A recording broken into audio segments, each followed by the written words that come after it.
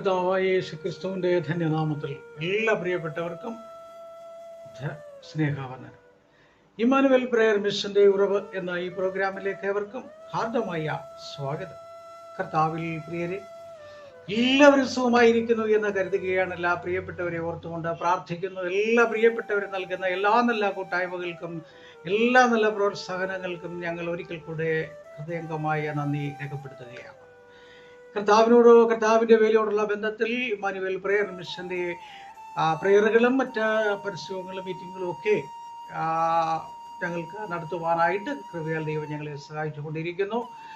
പിന്നെയും എല്ലാ പ്രിയപ്പെട്ടവരുടെയും പ്രാർത്ഥന ഞങ്ങൾ സഹായം ചോദിക്കുകയാണ്. പ്രിയമുള്ളവരെ, കഴിഞ്ഞ എപ്പിസോഡുകൾ നമ്മൾ 5 ഭാഗമായിട്ട് ചിന്തിപ്പാൻ ഇടയായി തീർന്നു. അതിൻ്റെ ആധികാരികമായിരിക്കുന്ന നിലകളിൽ ഒന്നും ദൈവത്തിൻ്റെ വചനത്തിലൂടെ സംസാരിക്കാനുള്ള സമയങ്ങൾ നമ്മുടെ മുമ്പിൽ പരിമിതമായിരുന്നതുകൊണ്ട് വേണ്ടതായിരിക്കുന്ന നിലകളിൽ ഒന്നും സംസാരിക്കുവാനായിട്ട് കഴിഞ്ഞിട്ടില്ല. എങ്കിലും ചുരുക്കമായി ചില കാര്യങ്ങൾ നിങ്ങളുടെ ശ്രദ്ധയിൽപ്പെടുത്തുവാനായിട്ട് ഇടയായി തീർന്നിട്ടുണ്ട്. സമയം കിട്ടുമ്പോഴൊക്കെ വായിച്ച് അത് ഗ്രഹിക്കുകയും പഠിക്കുകയും അത് കൂടുതൽ അറിവുകൾ നേടുവാനുള്ളതായിരിക്കുന്ന വ്യഗ്രതകൾ അത് പ്രാർത്ഥനയോടെ ഉണ്ടാകണമേ എന്ന ഒരിക്കൽ കൂടെ ഓർപ്പിക്കുകയാണ്. ഇന്ന് പകലിന്റെ വേളയിൽ അല്പസമയത്തെ ചിന്തകൾക്കായി നമുക്ക് വളരെ പരിചിതമായ പ്രാർത്ഥനയോടുള്ള ബന്ധത്തിൽ അനേക പ്രിയപ്പെട്ടവരുടെ പ്രാർത്ഥനകളും യാചനകളും അനേക പ്രിയപ്പെട്ടവരുടെ ആവശ്യങ്ങളൊക്കെയും വിളിച്ചു പറയുമ്പോൾ അവരുടെ എല്ലാ ജീവിതത്തിൽ വളരെ അനുഗ്രഹിക്കപ്പെടുവാൻ ഇടയായിത്തീരുന്ന ഒരു വേദഭാഗം ഞാൻ ശ്രദ്ധയിൽപ്പെടുത്തുവാനായിട്ട് ആഗ്രഹിക്കുകയാണ്. അതിനാധാരമായിട്ട് 68-ാമത്തെ സങ്കീർത്തനം അതിൻ്റെ 19-ാമത്തെ വാക്യമാണ്. നമ്മുടെ രക്ഷയാകുന്ന ദൈവമായി നാൾതോറും നമ്മുടെ ഭാരങ്ങളെ ചുമക്കുന്ന കർത്താവ് വാഴ്ത്തപ്പെടുമാറാകട്ടെ.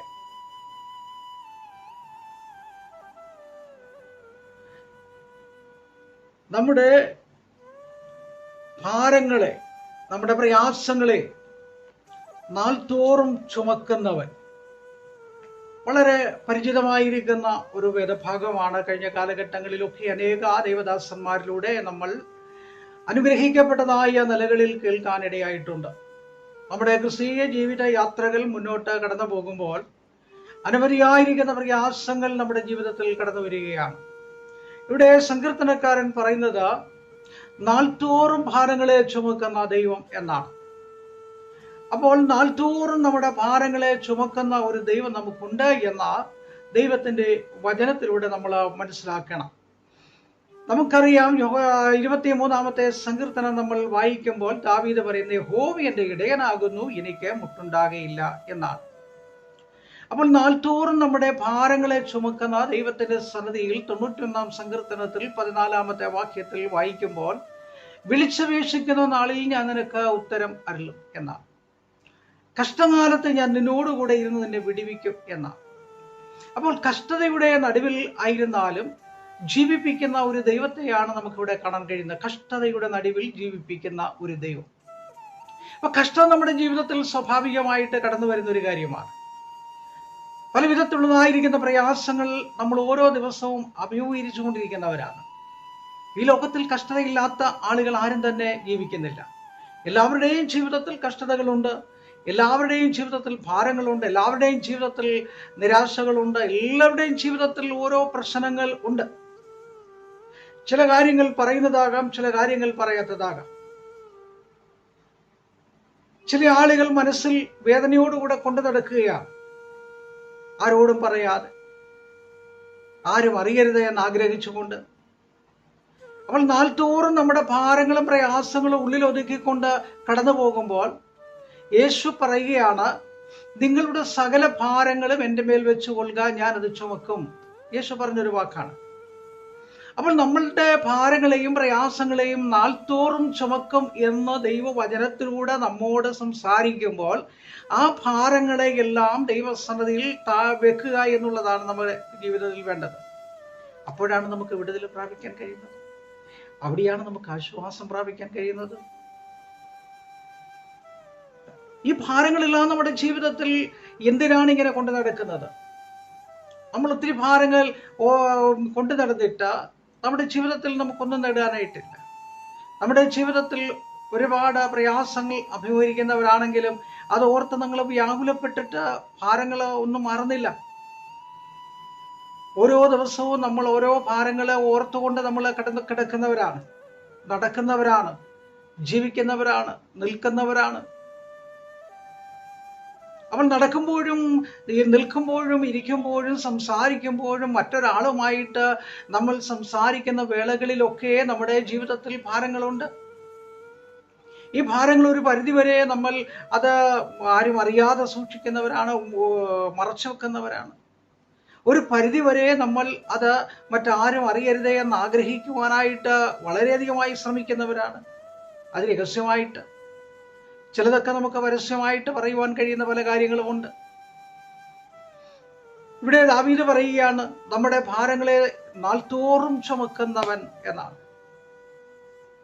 അപ്പോൾ ഭാരങ്ങളെ നാൾതോറും ചുമക്കണമെങ്കിൽ അത് ദൈവത്തിന്റെ വചനം ഇങ്ങനെ വായിക്കുന്നത്, അവൻ നമുക്ക് നല്ലൊരു ഇടയനായിരിക്കണം എന്നുള്ളതാണ്. ഒരു ഇടയന് മാത്രമേ അതേ വഹിക്കാൻ കഴിയത്തുള്ളൂ.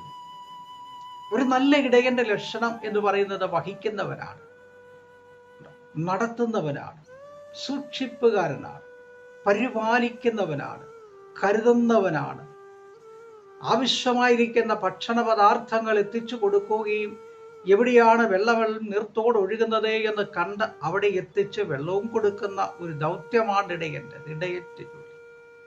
ഒരു കാലഘട്ടത്തിൽ ദാവീദ് ശക്തമായി ആടുകളെ പരിപാലിച്ചൊരു വ്യക്തിയാണ്, ശക്തമായി തന്നെ ആടുകളെ കൊണ്ടു നടന്ന വ്യക്തിയാണ്. അവിടുന്നാണ് ദൈവം തന്റെ രാജസ്ഥാനത്തേക്ക് കൊണ്ടുവരുന്നത്.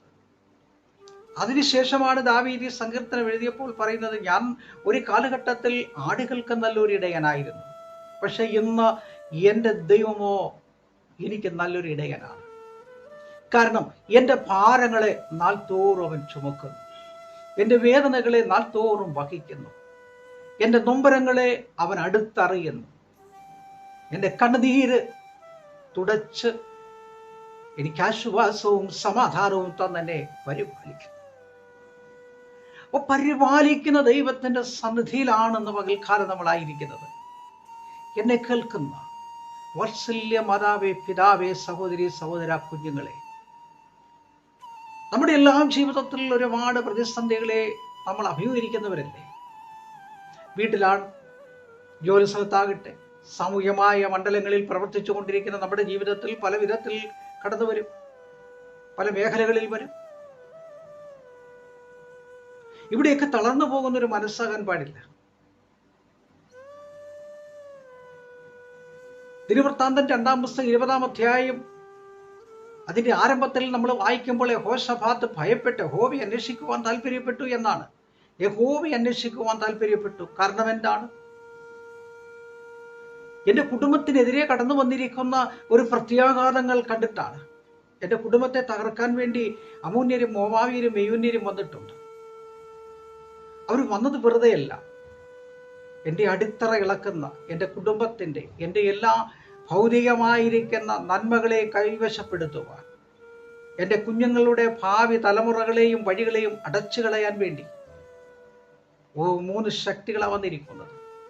അതിൻ്റെ 17-ാമത്തെ വാക്യത്തിൽ വായിക്കുമ്പോൾ, എനിക്ക് നീ തന്നിട്ടുള്ള സകല നന്മകളെയും എൻ്റെ അവകാശത്തെയും തകർക്കുന്നു എന്നാണ്. അപ്പോൾ നമ്മുടെ അവകാശങ്ങൾ തകർക്കാൻ വേണ്ടി ശ്രദ്ധ വെച്ചിരിക്കുന്ന, കടന്നു വരുന്ന ഒരു വ്യക്തിയെ കണ്ടുകൊണ്ട് യഹോശഫാത്ത് യഹോവയുടെ സന്നിധിയിൽ പ്രാർത്ഥിക്കുകയാണ്. കാരണം നാൾതോറും എൻ്റെ ഭാരങ്ങളെ വഹിക്കും, വേദനകളെ വഹിക്കും. അതുകൊണ്ടാണ് ദൈവസന്നിധിയിൽ പ്രാർത്ഥിക്കാൻ മുട്ടുന്നത്. പ്രിയമുള്ളവരെ, ഭാരപ്പെടും, നിരാശ വേണ്ട, സങ്കടം വേണ്ട. നമുക്ക് ആ പാതപീഠത്തിലേക്ക് വെക്കാം. യഹോശഫാത്ത് പ്രാർത്ഥിച്ചു കഴിഞ്ഞപ്പോൾ തനിക്ക് ലഭിക്കപ്പെട്ടത് വലിയ വിടുതലാണ്, വലിയ വിടുതലാണ്. വന്ന ശത്രുക്കളൊക്കെ തോറ്റുപോയി. നമ്മുടെ ഭാരങ്ങൾ ഏൽപ്പിച്ചു കൊടുത്താൽ ശത്രുവിൻ്റെ മുമ്പിൽ നാം തോൽക്കുകയില്ല. ശത്രുവിൻ്റെ മുൻപിൽ നാം പരാജയം പറയത്തില്ല. ശത്രുവിൻ്റെ മുൻപിൽ നമ്മൾ നിരാശപ്പെടുകയില്ല. കാരണം അവൻ ജയവീരനായി നമ്മോട് കൂടെയുണ്ട്, വഹിക്കുന്നവനായി, പരിപാലിക്കുന്നവനായി, ശക്തനായി. ആ ശക്തനായ ദൈവത്തിൻ്റെ സന്നിധിയിൽ ഇന്ന് പകൽക്കാലം നമ്മെ സമർപ്പിച്ചുകൊണ്ട് നമുക്ക് പ്രാർത്ഥനയോടെ അടുത്ത് വരാം. ദൈവം ഈ വചനങ്ങളാൽ അനുഗ്രഹിക്കട്ടെ. കരുണയുള്ള ദൈവമേ, സ്വർഗീയ നല്ല പിതാവേ, അനുഗ്രഹിക്കപ്പെട്ട നല്ല സമയത്തിനായി വചനം കേൾക്കുന്ന എല്ലാ പ്രിയപ്പെട്ടവരെ ഓർത്ത് ഞങ്ങൾ പ്രാർത്ഥിക്കുന്നു. വാർദ്ധക്യത്തിലായിരിക്കുന്ന അനേക മാതാപിതാക്കൾ, സഹോദരി സഹോദരന്മാരെ, കുഞ്ഞുങ്ങളെ ഞങ്ങൾ ഓർത്ത് പ്രാർത്ഥിക്കുന്നു. രോഗികളായി കഴിയുന്നവരെ ഓർത്ത് പ്രാർത്ഥിക്കും. ജന്മദിനവും വിവാഹ വാർഷികവും ആഘോഷിക്കുന്ന അനേകരുണ്ട് കർത്താവെ. അവരെ ഓർത്ത് ഞങ്ങൾ പ്രാർത്ഥിക്കുന്നു. സ്വദേശത്തും അതേ ഇന്ത്യയുടെ വിവിധ സംസ്ഥാനങ്ങളിൽ ജോലി ചെയ്യുന്ന അനേക പ്രിയപ്പെട്ടവരെ ഓർത്ത് ഞങ്ങൾ പ്രാർത്ഥിക്കുന്നു. കർത്താവ് ജോലിയോടുള്ള ബന്ധത്തിൽ ഗൾഫ് മേഖലയിലും യൂറോപ്പിലും അമേരിക്കയിലുമായിട്ട് അനേക പ്രിയപ്പെട്ടവര്, ബിസിനസ് ചെയ്യുന്ന പ്രിയപ്പെട്ടവര്, പഠിക്കുന്ന കുഞ്ഞുങ്ങൾ, വിവിധ ഇടങ്ങളിൽ കുടുംബമായി താമസിക്കുന്നവര്, അവരെല്ലാം ഓർത്തുകൊണ്ട് പ്രാർത്ഥിക്കുന്നു. എല്ലാവരെയും അനുഗ്രഹിക്കണം. നന്മകളും അനുഗ്രഹം കൊണ്ട് നിറയ്ക്കണം. മാനവമഹത്വം എടുക്കണം. യേശു രക്ഷകന്റെ ധന്യനാമത്തിൽ തന്നെ. ആമേൻ. Praise the Lord. ദൈവം എല്ലാവരെയും അനുഗ്രഹിച്ച് കാക്കുമാറാകട്ടെ. ഈ വചനങ്ങളാൽ ദൈവം നിങ്ങളെ ശക്തി